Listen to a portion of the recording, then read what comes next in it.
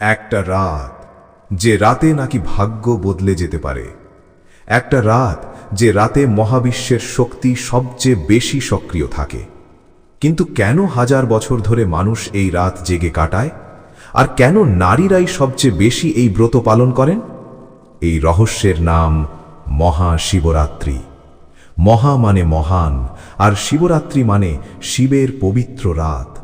পুরাণ মতে এই রাতেই দেবাদিদেব শিব ও দেবী পার্বতীর ঐশ্বরিক বিবাহ সম্পন্ন হয়েছিল। এই মিলন শুধু একটি বিবাহ নয়, এটি শক্তি ও চেতনার মিলন, প্রকৃতি ও পুরুষের সমতা। বিশ্বাস করা হয় এই রাতে পৃথিবীর শক্তি এমনভাবে অবস্থান করে যাতে মানুষের মন সবচেয়ে বেশি স্থির হয়। তাই ভক্তরা সারা রাত জেগে থাকেন, উপবাস করেন, ধ্যান করেন আর জপ করেন ওম নমঃ শিবায়। কারণ বলা হয় এই রাতেই করা প্রার্থনা সরাসরি পৌঁছে যায় মহাদেবের কাছে। আর নারীরা কেন বেশি ব্রত রাখেন? দেবী পার্বতী কঠোর তপস্যা করে শিবকে স্বামী হিসেবে লাভ করেছিলেন। তার অটুট বিশ্বাস হয়ে উঠেছে এক অনুপ্রেরণা।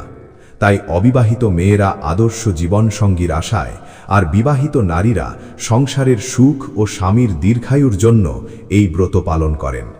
কিন্তু আসল সত্য হল, মহাশিবরাত্রি শুধু কোনো উৎসব নয়, এটি নিজের ভেতরের অন্ধকারকে জয় করার রাত। এটি আত্মশক্তি জাগানোর রাত। তাই হাজার বছর পরেও এই রাত রহস্যময়, শক্তিশালী এবং চিরন্তন।